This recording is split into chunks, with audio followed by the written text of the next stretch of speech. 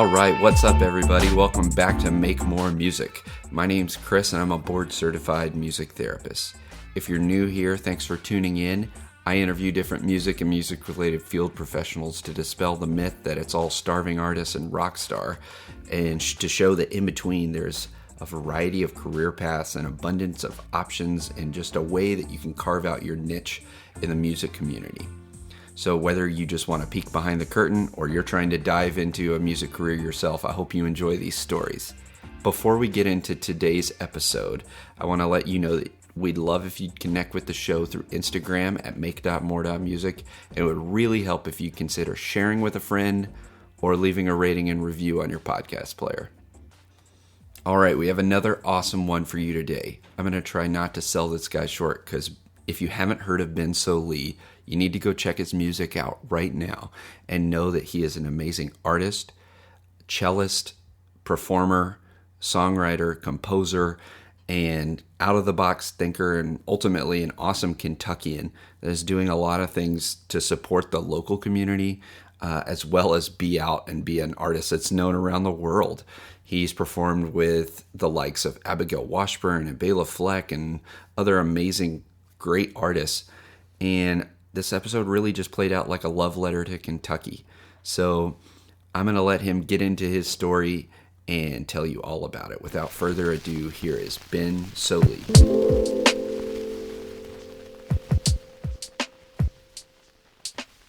Cool deal, man. Well, Ben, I'm glad to chat with you. I have been a fan of your work for a long time now, just growing up in Lexington and kind of seeing this path you've had just a few years in front of me. So just to kick things off, man, I just want to know, what are some of your early musical memories? What was childhood and music like for you? Well, I grew up in a super musical household.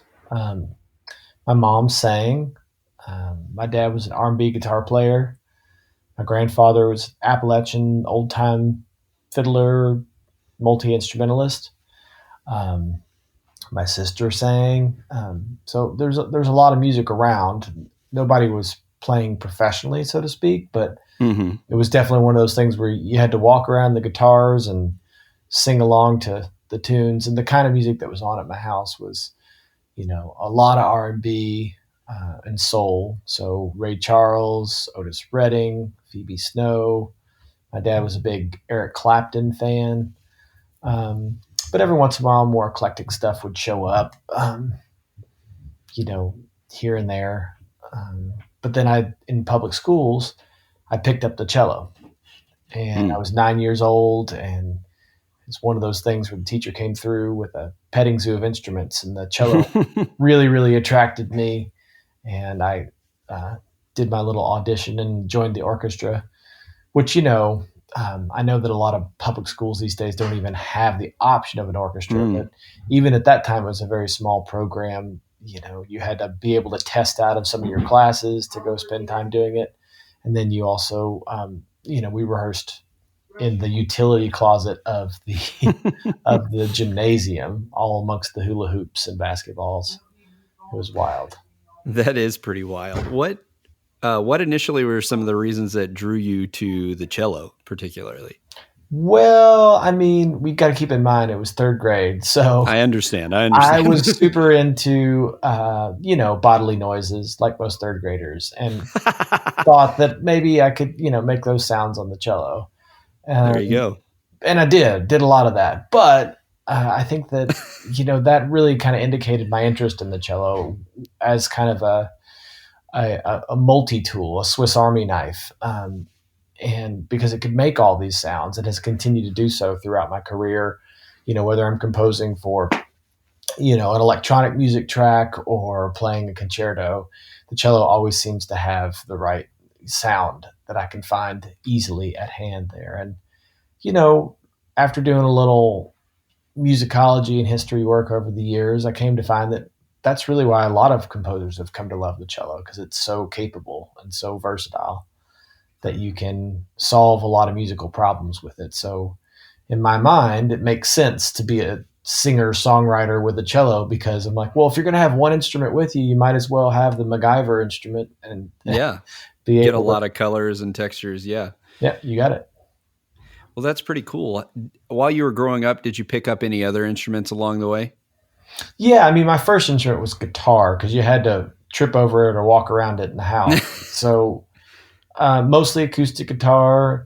Definitely got into electric guitar in high school just because it was cool. And then along the way, played fiddle and bass and mandolin and some banjo. Kind of whatever had strings, I'd pick it up and plunk on it and learn it. Um, I think just because I had a compulsive drive to make sounds. That's cool. And growing up, so you did orchestra. Did you start joining any like garage bands, or was it all kind of organized music experiences as a kid? Well, I definitely had organized experiences, with like Central Kentucky Youth Orchestra, Mm-hmm. and there was a group in my high school called the Strolling Strings, where we Ooh, went and played mostly nursing homes, but cool. we had our red vests and sang "Let Me Call You Sweetheart" to people. But informally, I would get together with my friends and we would make up bands. Some of those would make it to playing in coffee shops, and some of them even made it to playing in big gigs at bookstores.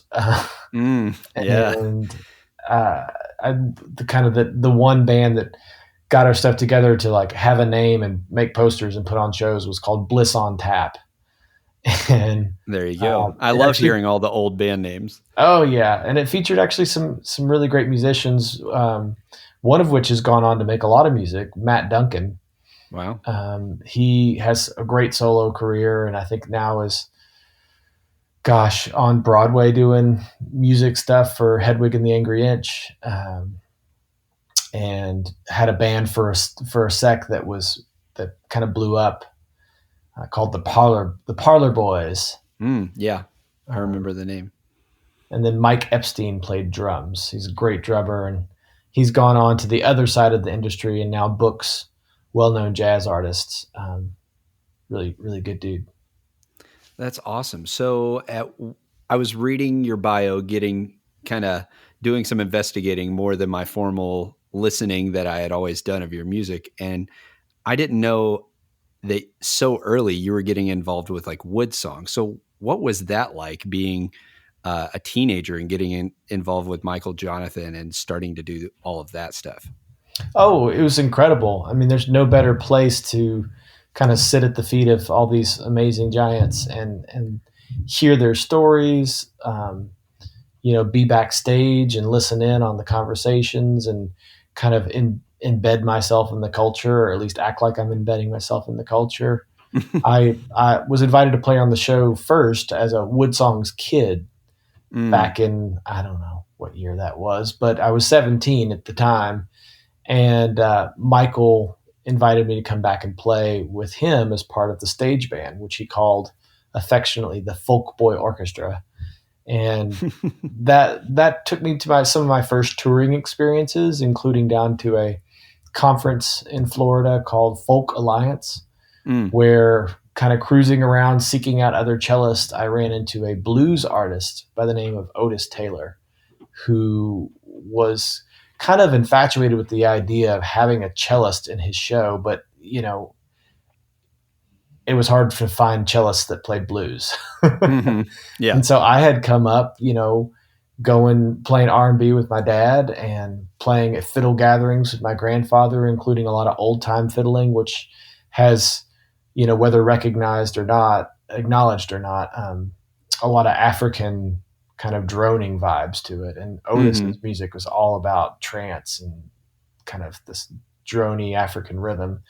And so he invited me to come jam with him in his hotel room for some peoples as part of a showcase. And that jam was really electric and exciting and different. And so he put me on my first airplane and took me out to a session in San Francisco. And then I ended up touring with him for the next few years around the world as a sideman playing electric blues cello. That's awesome. And that's along that path I encountered some other great musicians, including Abigail Washburn, who I eventually kind Yeah. of formed a little band with. We toured as a duo for years, and she was kind of like a Wow. big sister to me. And then her and I formed a band together called the Sparrow Quartet, which was a double banjo, fiddle, cello quartet. That's amazing. And it was weird. We did a lot of Sino-American folk music, mixing, you know, classic American folk tunes with Mandarin folk songs and Sichuan folk songs, along with, you know, a little bit of classical arias here and there.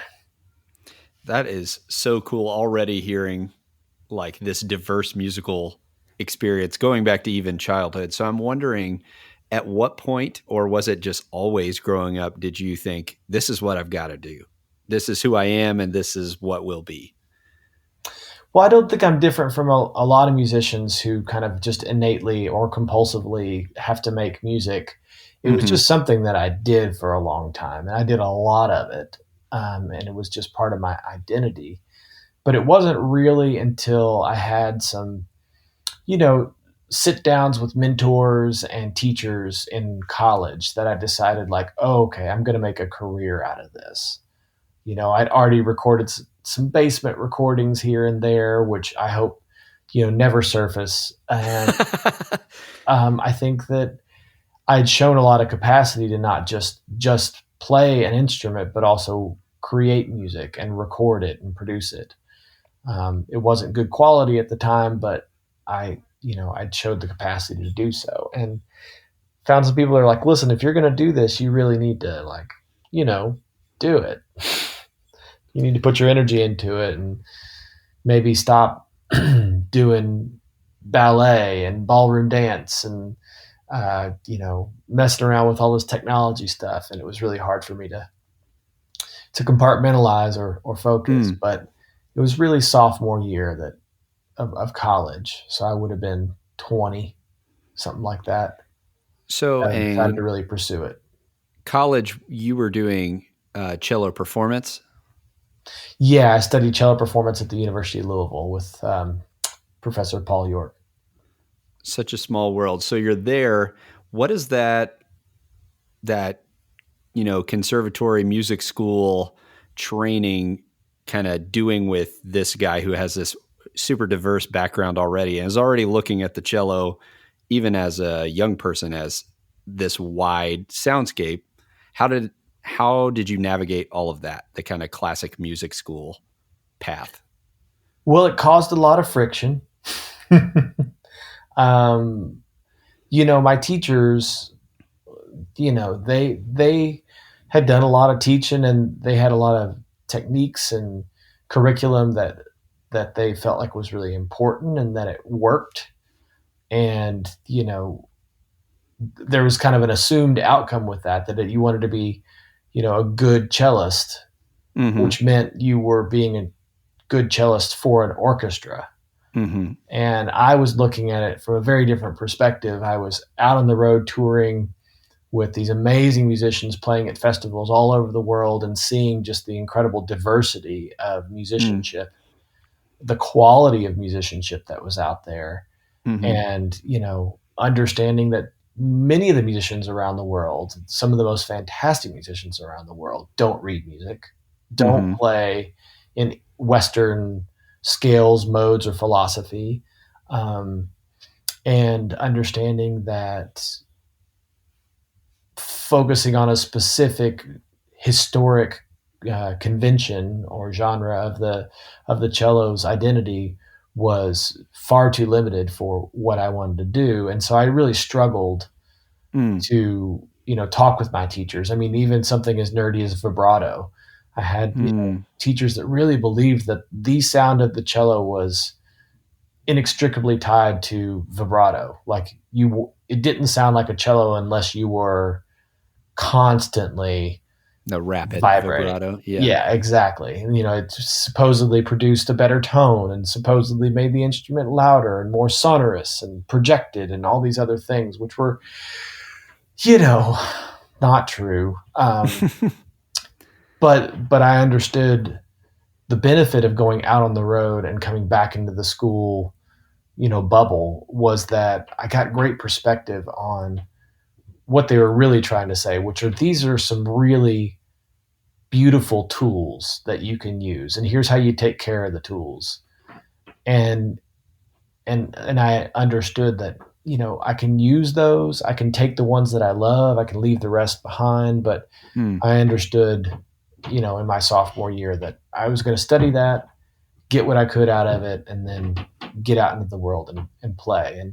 And I was already touring. I was on the road 5 or 6 weeks a semester. So I was doing a lot of online coursework when that was still a very early thing to do. And oh yeah, it was great. It was really hard work, but that turned out to prepare me nicely for what it meant to be an independent musician, because from my Wood Songs experience, I understood intuitively that I was not going to seek out and sign some random record deal to try to become, whatever. I knew that I needed to build the value of my catalog and identity and do good business deals. And that was something that I've continued to do. And along the path, there was really cool opportunities that I passed up on because they weren't good business deals. And, I reflect on those and wonder, what would it have been like for me to sign to Blue Note Records? What would it have been like if I'd, chosen to take the advice of that producer and stop singing and doing environmental activism and just focus on being a rock and roll cellist?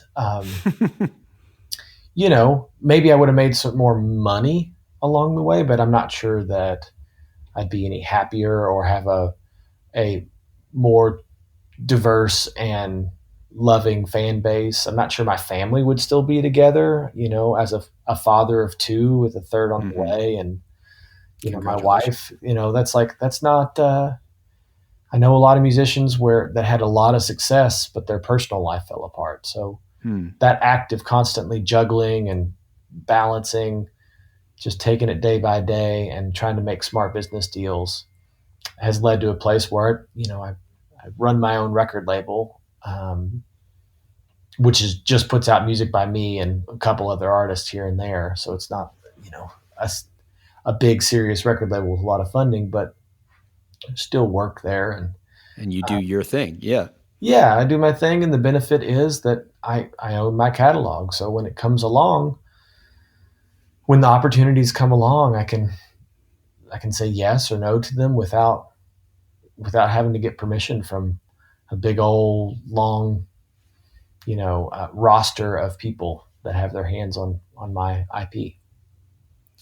And I think from the outside looking in at kind of just the culture that you've built around your music and your art and all the things you're doing, it's so cool to see how you've tried and done so well at sharing the story of Kentucky. And I think that's what makes me as a fan feel so connected is you share all these relevant things about your life, and it's just personal and it's vulnerable. So kind of walk through that transition for me a little bit from, you said, going from playing with all these amazing artists, Abigail Washburn and Bela Fleck and all these awesome people, to transitioning to creating your own artist persona. Was there a period of time doing that, or what did that part look like? Oh, I was super fortunate to have a great band leader in Abigail, and she was a real champion of me making and doing my own music, and provided opportunities for me to do so within the Sparrow Quartet show. I mean, everybody in that show, Casey Dreesen and Bela Fleck, we all took turns playing little solo featurettes, and kind of found an initial audience with that. And so when I put out my very independent, very local release of Learning to Bend, there was already a little bit of a built-in audience there, which was a huge step forward. And things went on from there. But a big lesson that I've learned in my career over and over again is that you can never assume that an audience is going to migrate or transition with you. So just like any brand, if Coca-Cola were to continue Coca-Cola, but, start up a new fruit brand, as they have many times, they might have the marketing power and experience of Coca-Cola, but they still need to build that brand from scratch. And it's that way whenever you start a new musical project. So when I started my solo project, Sparrow Quartet had a big audience, but a very small percentage of that audience actually kind of migrated and followed me over. And then you just kind of have to build it up very slowly. And, this doing residencies in cities with, 12, 13 people at the show. And then you go back the next month and there's 14, and you go back the next month and there's 8, and then you go back the next month and there's 20. And you just kind of have to build it up very slow. And then as you start new projects, you got to keep in mind that there's only going to be a percentage of people that follow you from that. So back in 2010, when I put out Dear Companion, which is a collaborative project with some other great Kentuckians, including Daniel Martin Moore and Jen James, that project, it took a little time for people to find it and to find me, even though it was put out on a significant record label of Sub Pop. It still took time. And that's been a good lesson over the years. Well, that was some of the first things that I heard when I heard your amazing cover of Change Is Gonna Come and Prettiest Tree on the Mountain. I immediately was in. So what about some of your newer projects? I loved following along on your stories about the bike tour, and now you're doing a lot of composing. What are some of the things along the way to now that were some great memories that you'd love to rehash, live through a little bit again? Well, I mean, gosh, every year is such an adventure. I've looked for ways to, in lieu of rocketing to the top of the charts as a singing cellist, I've looked for ways to collaborate with, more and different people, especially folks that don't necessarily share my musical background. I've looked to try to push in at least the ways that I can, the boundaries of technology and music. I guess back in 2016 or 17, I made the first, virtual reality music app for iOS called At the Vanishing Point. Or no, it's called The Vanishing Point. And that was a really cool collaboration with some really smart people, including Pat King of Woodpenny Games. And we released that after a crowdsourcing campaign. I've done a lot of theater and ballet work where I've been writing music for that and then performing it live, creating, sound beds and stuff, and even doing a little acting in the pieces. So that's been cool. Definitely a lot of film, composing for film and TV, which has been nice because, talking about building a brand and an identity, many of the films that I've worked on, I was connected to them because they needed somebody who cared about the issue to help them with the music. It wasn't like they were just like, I need an awesome composer. They're like, I want somebody who also cares about this, who also gets it, to be making the music for it, which meant at first that there was almost no money in the work, but it was with friends and, people that I commiserated with around the fact that we wanted to make, a difference in the world. We wanted to try to lessen our impact on the environment, encourage people to be more responsible, stop mountaintop removal, strip mining, lots and lots of, issues that need attention and energy. Mm-hmm. And over time that's grown into, composing for, more significant documentaries and even doing a little work for kind of major motion pictures. And that's nice. That's really cool work. I got to team up with a unique dance team, Keone and Mari, who made the first ever interactive dance book. And a lot of people don't know what that means, and I'm still trying to figure it out. I've even looked up and listened to the music, and I still don't understand what a dance book means. So tell me about that. Yeah, it's an interactive ebook. So it's an electronic. Basically, it's an ebook that has some integrated video moments, Hmm. and those video moments come at important parts in the story, and the dancers filmed it all over the world. Japan, Poland, um, Israel, It's all very these different beautiful. places. It's Yeah. gorgeous, and the dancing is incredible. And it was exciting and challenging to compose for it because the dancers really wanted, music that invoked the places they were in, but still Hmm. somehow stuck to the themes of the story. So that was a good challenge for sure. Yeah. So when you're thinking about that challenge of composition and the difference between writing a song, what what does that look like? Are you starting with the idea, or were there dances already choreographed some, or where how did that part work out?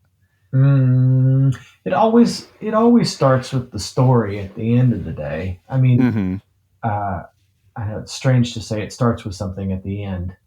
I might, which is to say, I might come at it from a dance phrase or a unique sound clip that is found along the way, but or a color combination or Hmm. a musical reference. But at the end of the day, the thing that really drives the composition is the narrative. What's the story? So if the story is you know big characters who are in and out of each other's lives, and we need to distinguish that in some way, then taking the more classic theme approach makes a lot of sense. If the story is Hmm. you know kind of somehow more obscured or uh, modular, then sometimes it makes sense to approach it in like a through composed walking through the garden kind Hmm. of approach. And I just try to let the story inform that, but while always making room for the listeners in the music, because I think it is quite easy to write something that's very personal or feels very personal, but making sure that there's room for the listener to occupy that space with you is the one thing that I'm always kind of looking out for and checking myself on. Yeah, I feel like that's a very intimate space. What are some ways you do some gut checks for that? Um, this is where I haven't done the math. I haven't worked out the science on this. It's Yeah. really just feeling it out, and it's that you know it's the same thing where I forget whoever the writer was, but you know reading it out loud really helps it um, make more sense. Yeah. Yeah, And exposes it a little bit in a yeah, way. Yeah. exactly. There's something about really the ability to play it and not just compose it that really helps Yeah. me kind of whittle that down and sing it and sing it and sing it. Yeah. Where the sound is out in the world and you're hearing reflections and yeah, you're taking it in.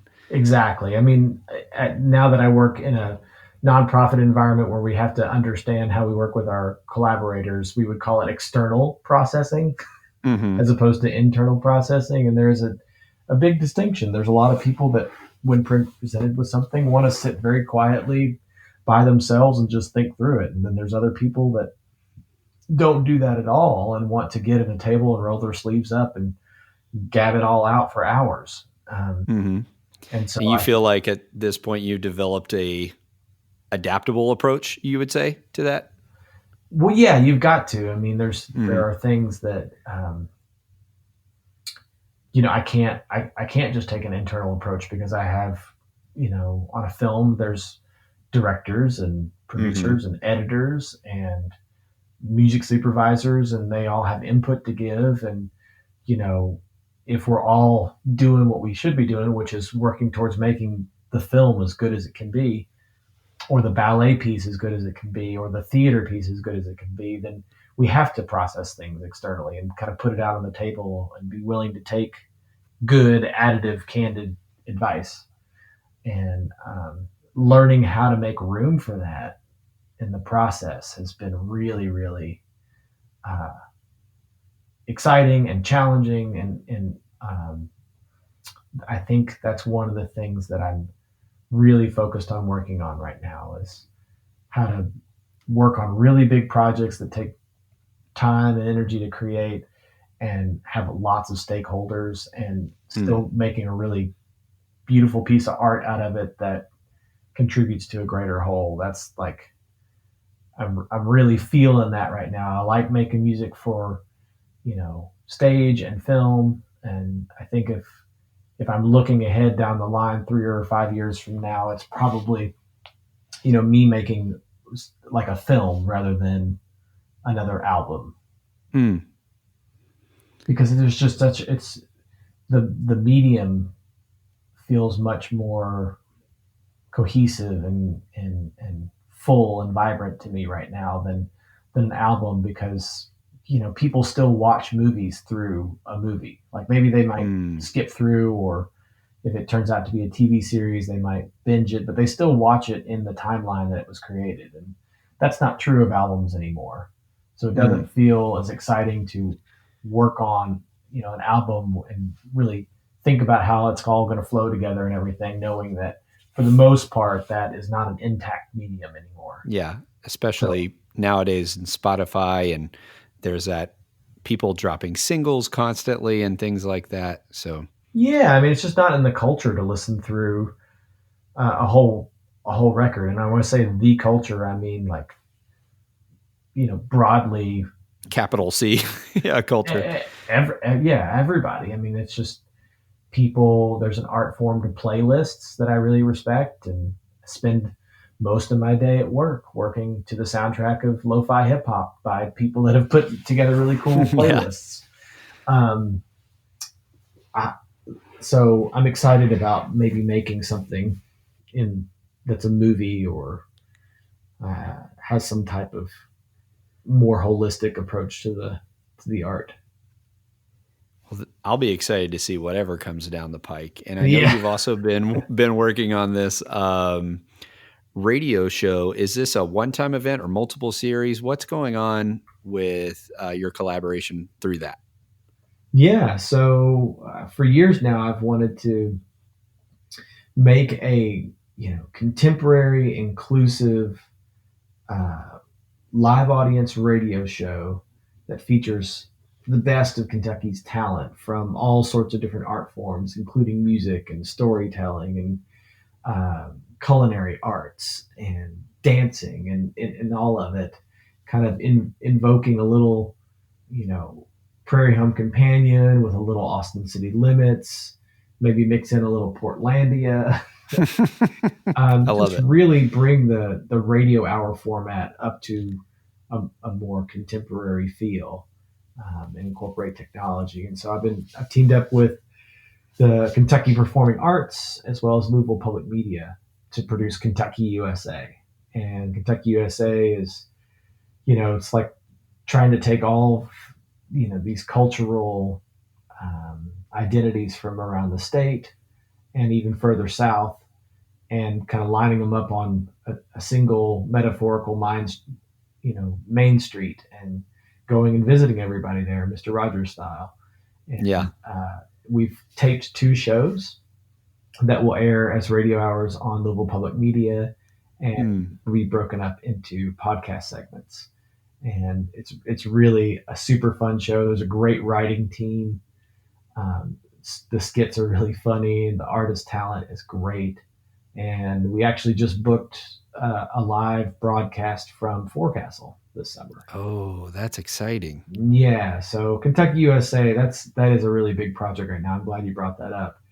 The vision there is for that to become a monthly, show that travels around the state, maybe even the region, and, tapes in different parts, and you get different, featured artists and storytellers from different parts of the state, and kind of start building up an arc of really incredible contemporary modern Kentucky that celebrates our traditions, but also, points people to the fact that we have a lot of diversity in our state, and we have, you know, people from all over the world that call Kentucky home, and we have incredible natural lands and spaces that are super inspiring, and just want to tell those stories. There's so many good stories.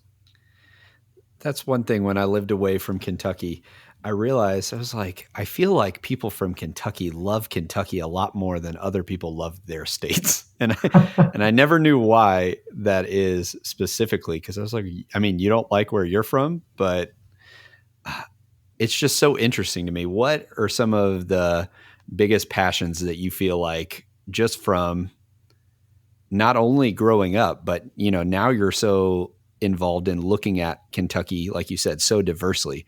So what are some of your favorite things to share? Well, I mean, I like sharing Kentucky's, um, nature. I think that it's interesting. You travel to states like California and Colorado, and the nature is somehow more consumable. Like you get these really big vistas and these incredibly clear shapes against the skyline, and kind of younger, muscular looking land.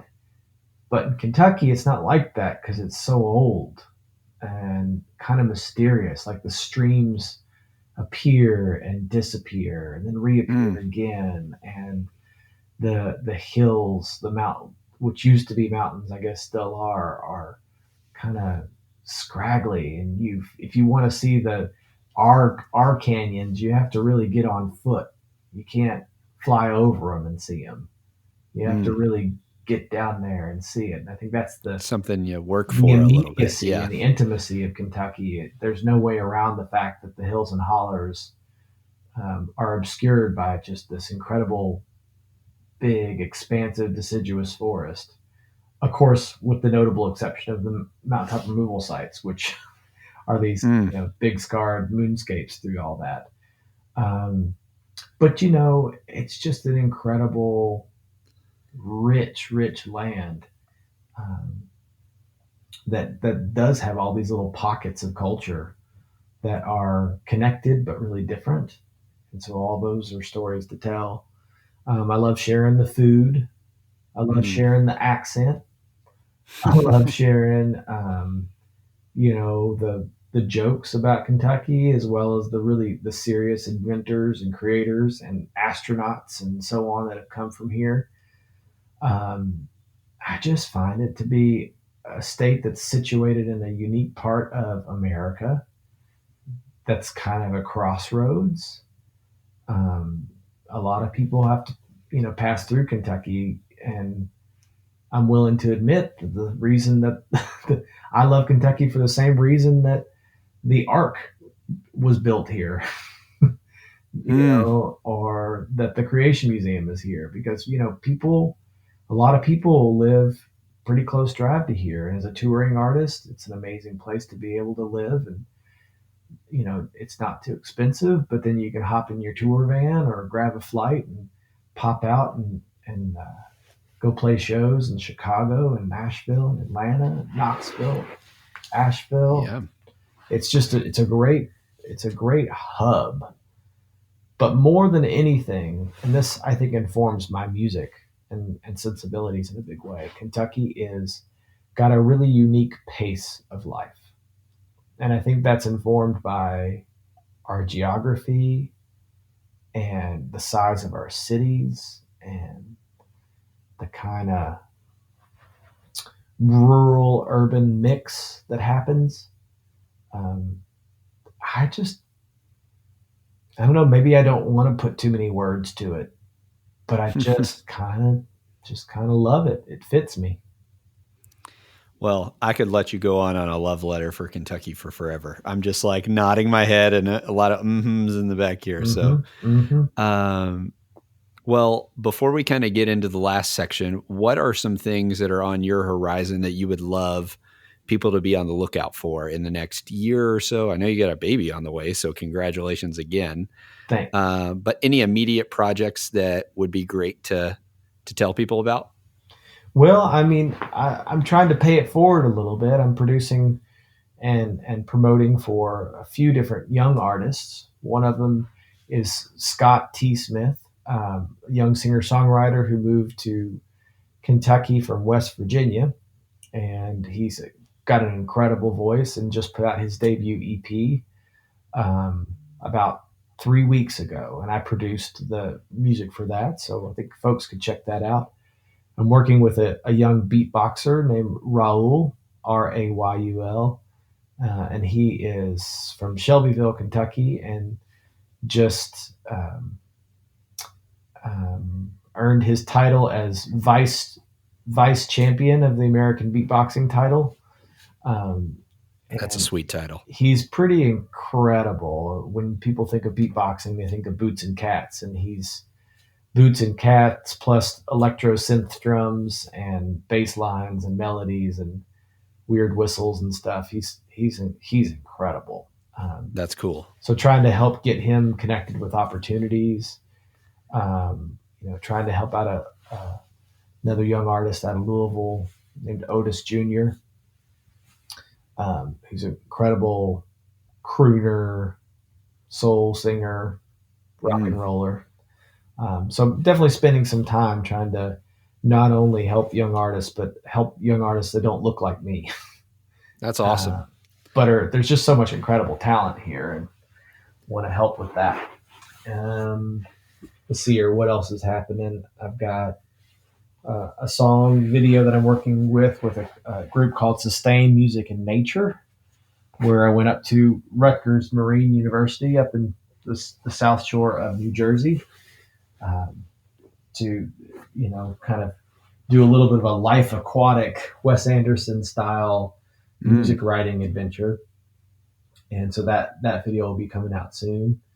I'm music supervisor and composer for a big film, maybe TV project called Bootstraps, where the production team put 12, maybe a few more people on universal basic income for the last 2 years.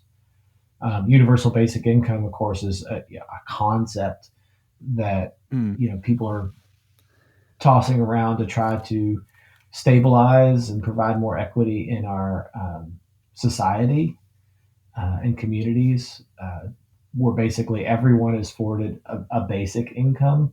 That could be $1,000, $2,000 a month, and that basic income is just there to help stabilize them so that they can do more work, they can do less work, they can help take care of their kids, they can start new businesses, they can do all sorts of things. But we documented that, and then we're turning that into a film, which might get broken into a TV series. And that's a really big, expansive project because it's everybody from CEOs to homeless people that took universal basic income, and we told their stories. Man, well, I just think all the things you're doing, it's just so unique. You're so hard to pin down, and I think that is awesome. I think you're a good example of what I feel like 21st century artists in the music industry should be doing. And you're just being so vulnerable and sharing yourself. So to kind of wrap up before we get into the rapid fire, to get into the mission of this podcast, I would love for you to break down even a little bit more clearly of how and why do you inspire others to make more music?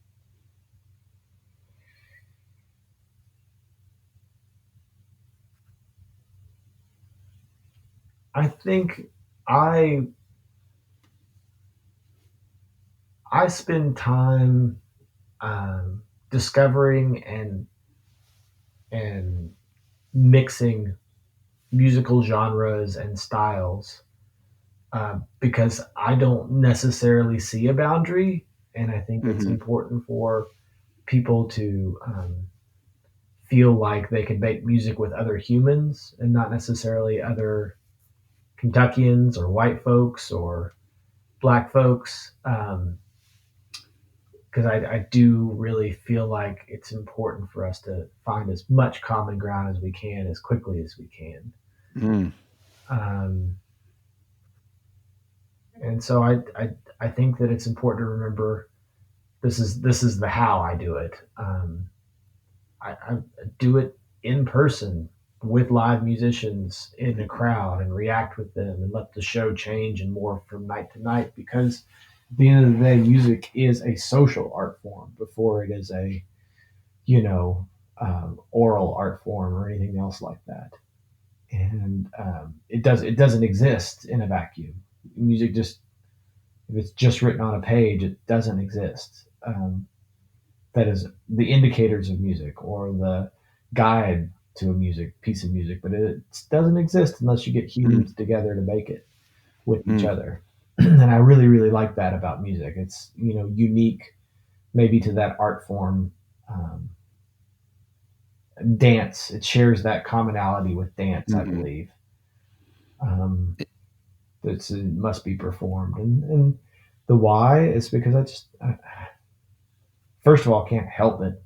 And secondly, I really like the feeling I get when people connect around music, because there's just so much alignment to being human. All the love, all the struggle, Mhm. all the you know amazing highs and lows. It's super duper connected, and I struggle to parse it all out like I see it being parsed out in the world right now. I don't get it, because our experiences are so, all of them are just so human. Mm. They're just so damn So human. much more similar than maybe we are told that they are. Well, or even that we believe that they are. Mhm. I don't think it's not weird. I mean, it is part of our nature as humans to build tribes. And as part Mhm. of building tribes, you do look for the differences of where people are from or how they talk or what kind of music they listen to or what clothes they wear or what color their skin is. I get that that's inherent in our nature, but I think we're coming to a place where, due to, you know, lots of things, limited resources and space, um, the internet and kind of access to information, at least for the more developed parts of the world, is closing the gap on where we draw the lines with our tribes. Mm. And I think music and visual art have certainly led the way over the last couple few centuries on bridging gaps. And I think that now that we have this technology, um, we're closing them up even more. And I do think that there's a lot of talk right now about siloing and you know misinformation and disinformation. And I think that that is just a natural kind of ripple in the force of learning how to use something new. I mean, all of these different Mm. technologies that have come along, from the agricultural tools all the way up to industrial age and now this digital revolution. All of them had growing pains where they were misused and there was inequity and unfairness. And that's why there's a lot of hope and talk about blockchain technology right now, because it offers something that's decentralized that allows people to um, control and own their information and data. And I think that will begin to build trust. And when Yeah. you build trust, just like when you play music with people and share a rhythm with each other, then there's a sense of connection. And that's that's where you can build more community, when you have that stability and trust. So I have been accused before of having rose-colored glasses, but I really do believe in that boundaries, whether we're going to obviously run up against some climate and resource boundaries here real soon. We already are in certain parts of the world. Um, and you're seeing markets and businesses respond, not necessarily governments, but you are seeing people on the ground respond. And that's why I do the work that I do during my day job at Canopy. Um, Canopy is a nonprofit that helps businesses in Kentucky incorporate a social or environmental mission because we know that around the world there are businesses that are responding to their communities and the environment and saying like, gosh, we gotta make a difference here. We know that people are, when push comes to shove, they're not just buying a jacket, or they're not just, ordering food. They really want to know that if they're going to spend their hard-earned money, or you know use those resources, that they want to know that it's doing something good, and trust that it's, that good people are behind that. And I don't know, it's all like I said, I have trouble drawing boundaries between those things, even though I believe that boundaries make good art. I personally have trouble, you know enforcing them. Yeah. Well, I think that was great, and I think it's just cool to hear that perspective and to hopefully refresh some listeners and some people who are feeling disillusioned and watching the news or whatever it is. So, if you were going to talk last before we get into the rapid fire, if you were going to talk to, maybe this is one of those young artists that you're working with right now, but somebody's listening and they maybe they're discouraged, maybe they don't know where to go next, but what would you tell somebody who was interested in maybe following a path, not necessarily exactly like yours, but following their own version of a journey like yours? What would you tell them to prepare them, encourage them, etc.? I mean, I tell them all the time, just focus on making good stuff with good people. Pretty much everything else falls into place. Mm. All the other money stuff, you can usually make do, and make it work. All the other like artistic identity and skills and excellence, especially in this internet age, you can learn as you go. Um, but the thing that you can't change is like, you got to make good stuff, and you got to do it with good people. I love it. That's really it. And also just a reminder, like, it takes the time it takes. Mm. And we've grown accustomed to seeing YouTube videos where somebody collapses the building of a table or a house into, a 30-minute or even 20-minute segment. And we're like, oh man, I want to build a house now. And then you go to start trying to figure it out, and you figure out that it's really hard. Or even cooking a meal. For goodness sakes, we watch let's bring it down to even that tragedy. We want to cook cornbread. We want to make a good cornbread. Well, you got to mill all your stuff, and you got to make sure to, grease the pan properly, and you got to bake.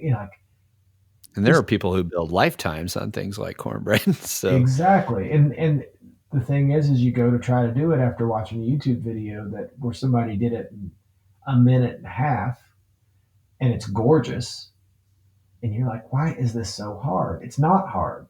It just that the way that we're consuming information and data is kind of like the Matrix.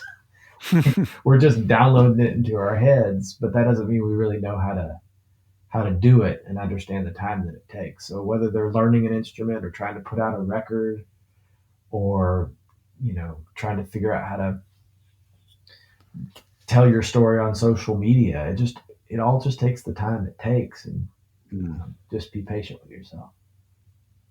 Well, those are all good lessons. I've loved the chat. So let's switch in and respect your time and go ahead to these last quick 6 questions.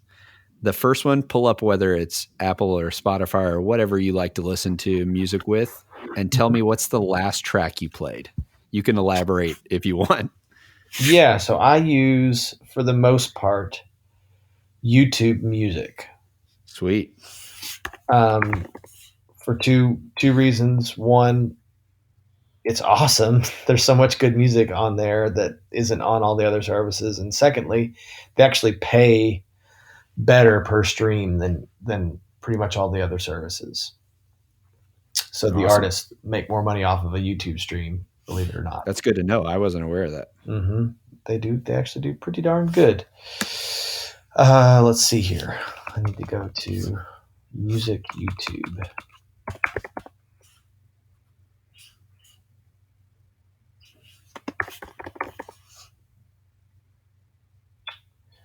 Okay, I'm pulling it up now. Let's see what I listened to. It looks like I listened to Jazz Hop Studies today. There Jazz it Hop is. Studies get you focused with this chill mix of lo-fi beats and jazz flavor. This is music that You can really work helps to. me Yeah. focus while I'm working, and is got all kinds of wonderful crackles and field recordings mixed in there. Love that. It's got a little sort of an ASMR quality to it that Yeah. makes my brain tingle in good ways. I work in an open office environment, so that's really helpful. And then let me go to my home and see what. Oh yeah, last night I listened to a song by Yo-Yo Ma and Joshua Redman called "Me My One and Only Love," which is an absolutely gorgeous saxophone and cello duet that you would not.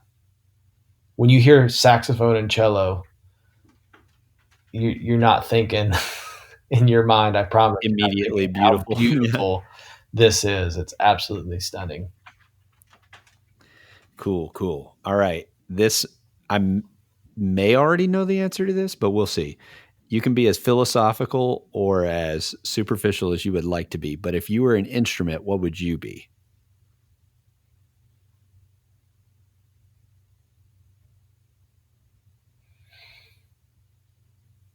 Oh, I don't have a real philosophical answer for sure, but I have That's never fine. thought about which one I would be because I feel like I am so many. There is an instrument that makes me feel immediately at home when I hear it, which is oh gosh, in plain English, it's just Kazakhstani fiddle. It's a small, kind of hollowed out wooden log that has strings made of horsehair on it that are tensioned over a banjo type animal skin head. And I'm looking it up right now. The people play these things up on the big steppes of Mongolia and Western China, Kazakhstan, and the stands. And man, it's just a gorgeous sounding instrument, and they sing along with it. And,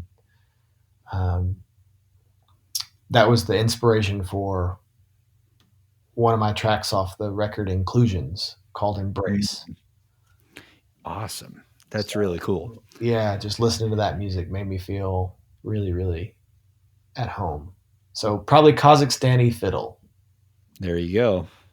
That's always a unique question. We get some wide variety. What is something that's been inspiring you recently?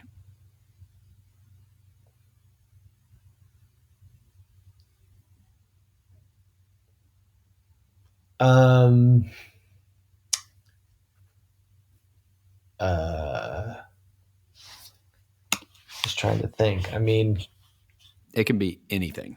I know. That's what's crazy is I have so that's many. The hard part.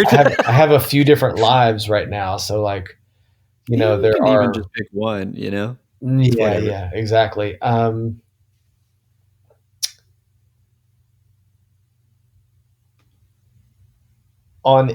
Instagram, I have been following an artist that goes almost every day or at least a couple days a week to the Ohio River and finds objects that are washed up and assembles them into pieces of art, which often then get washed away the next day.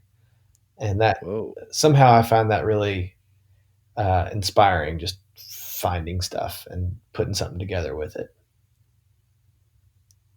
That Instagram account is called Artist at Exit Zero.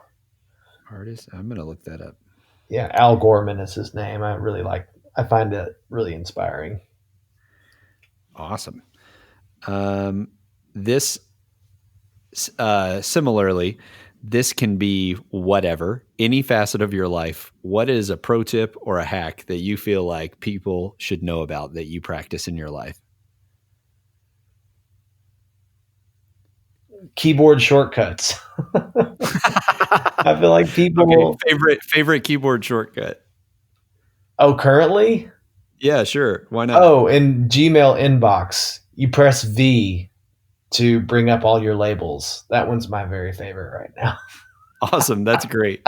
Google needs to sponsor this. The last person said Google Calendars. So, Oh yeah, man, that's funny. And It's like, even it's that not on Google sexy, Calendars, but- having your shortcut set up so that you can immediately make a Google Calendar invite out of an email without doing a bunch of clicking around. Whew, game changer.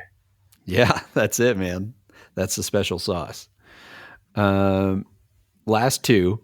What, if you're going to pig out, what's your go-to junk food? Chips and salsa. Any particular chip or salsa? Herdez tomatillo salsa. Or salsa verde, whatever they call it. Herdez salsa verde. That is the stuff. It used to be. No one knew what it was except for the Hispanic population, and you could buy it in little cans for like 35 cents a piece. But now it's been discovered. All the hipsters know about it. And so now a jar of it's like $2.30, and I'm up in arms about it, man. There you go. That's good for them. Good for them. But good for them, you know. Lastly, what's a person, project, or organization you would want to lift up with a shout out? I know you've mentioned a lot of people, so maybe somebody you haven't already lifted up. Yeah, for sure. I mean, there's a lot of good ones. There's one that I find really inspiring here in Louisville called Young Authors Greenhouse, which is a kind of an offshoot of a project by Dave Egger, the author, and that has a fairly whimsical storefront that is really just a curtain for the literary arts education that they're doing in the background, teaching kids creative writing, and that's super cool, and all that other stuff. So Young Authors Greenhouse has their theme is an aeronaut and a nautilus, two twin sisters, one that loves flying in the sky and one that loves being in the water. And there are other, brands of this that are in different cities. Like Chicago has a spy warehouse, and I think Portland has a robot factory, and one of the cities, I want to say San Francisco, has a pirate supply store. Love it. I love this. But they're all just like fronts for extended education, and they're usually in at-risk areas of town or opportunity zones. That's great. Cool. Awesome. Well, Ben, I appreciate just your time.